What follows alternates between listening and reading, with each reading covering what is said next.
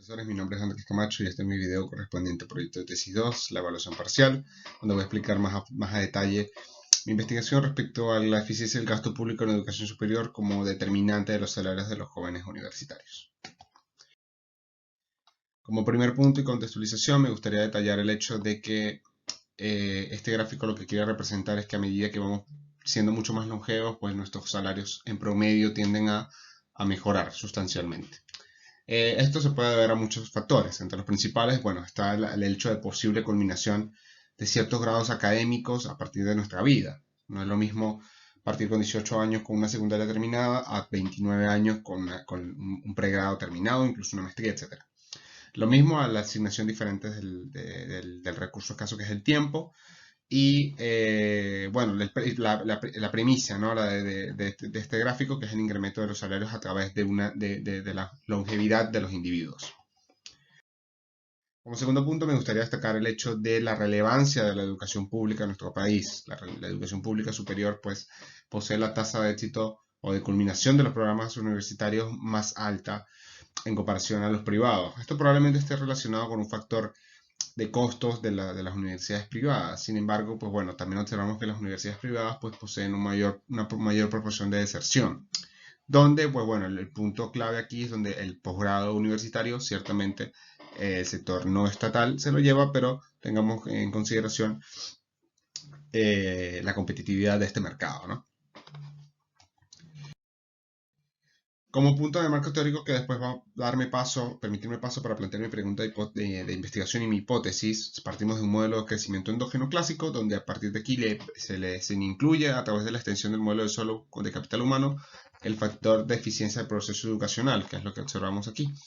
Después, tomando en cuenta este factor educacional, pues bueno, también va a variar la forma en la que se aborda la acumulación de capital en sí misma. La literatura, pues bueno, nos apoya en este sentido y a partir de la literatura, pues bueno, avanzamos con la pregunta de investigación en la cual la eficiencia del gasto público en educación superior universitaria a nivel departamental en Perú es un factor que determina los ingresos promedio de los egresados universitarios. A partir de aquí, pues bueno, sacamos la hipótesis que básicamente lo que quiere demostrar es la eficiencia, si la eficiencia es una variable que determina los salarios de los egresados universitarios entre 20 y 35 años.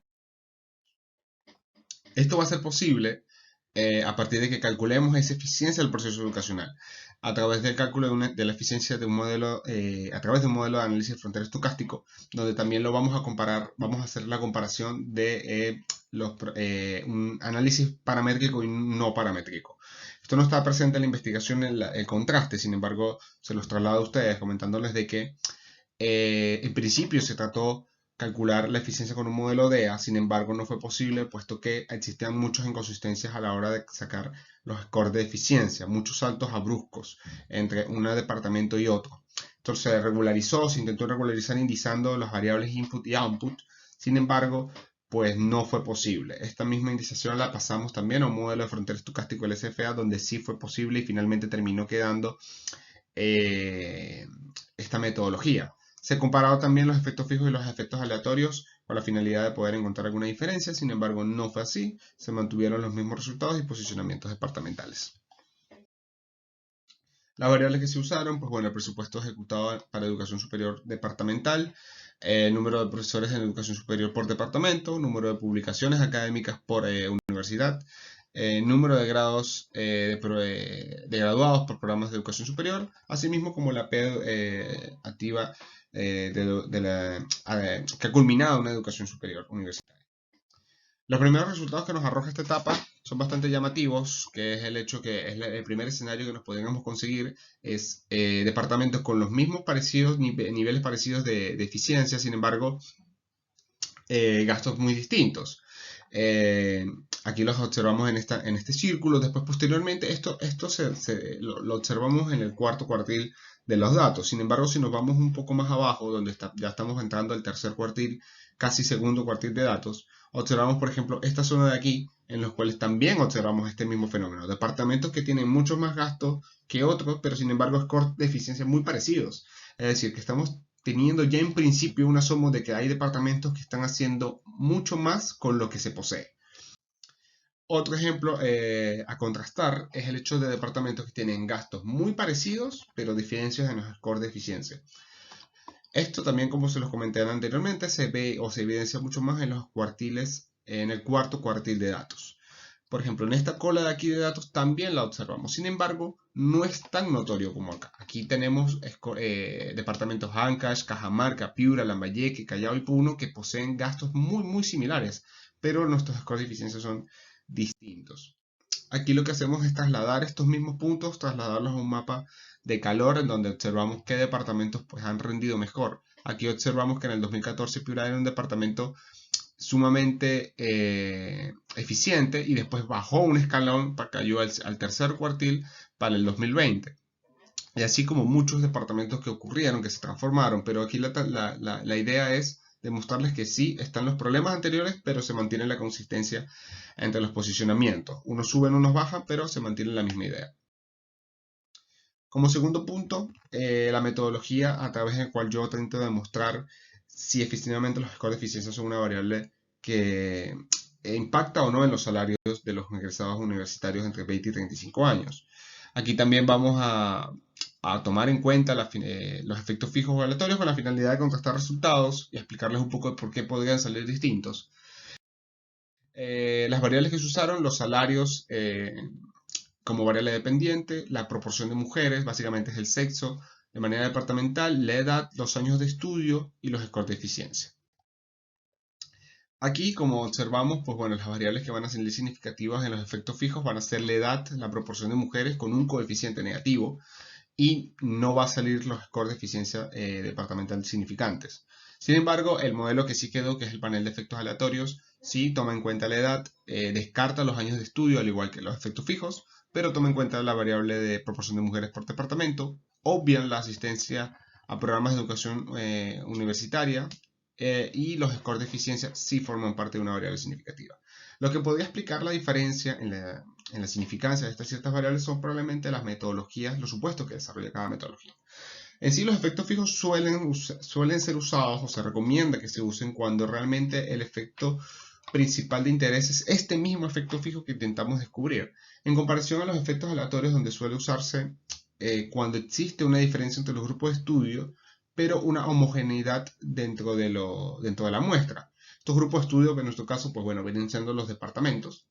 Entonces, de manera econométrica, explicándolo así, es decir, que nuestra variable de resultado sigue una distribución normal, es decir, los salarios, y que posea una variación constante entre las unidades de medida. Básicamente esa es la traducción. Los niveles de R cuadrado para explicar este modelo, pues bueno, en efectos fijos tenemos un 0.22%, un 22% de alcance de explicación de este modelo, en contraste a un 41% de los paneles efectos aleatorios. Finalmente, las conclusiones en esta investigación. Importante es destacar que la propuesta teórica de la investigación fue la de un modelo neoclásico de crecimiento en el cual incluimos a la eficiencia como un proceso educacional, pudiendo recoger así los efectos de esta en los salarios de los jóvenes.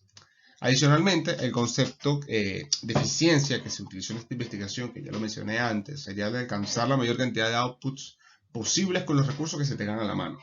En nuestro caso, generar una mayor cantidad de egresados de programas universitarios y publicaciones académicas con una mayor población económicamente activa ocupada. Entonces, los principales, a partir de esta idea traída del marco teórico de incluir al proceso de eficiencia del proceso educacional como un factor importante para el capital humano, tenemos en cuenta que sí, ciertamente los scores de eficiencia sí explican los salarios de los jóvenes egresados de los programas universitarios. Y que no solo es eso, sino que a aquellos departamentos se les asignó más recursos, que efectivamente es lógico, como por ejemplo en Lima, Callao, que muchos más recursos, pues bueno, se traduzcan a mayores resultados en los niveles de score, también podemos ser capaces de traducir esta respuesta a departamentos que no gastan lo mismo y sin embargo poseen scores de eficiencia muy similares o incluso superiores de departamentos que gastan lo mismo, que poseen una mayor densidad poblacional, que poseen muchos más números de universidades académicas y que son capaces de producir lo mismo.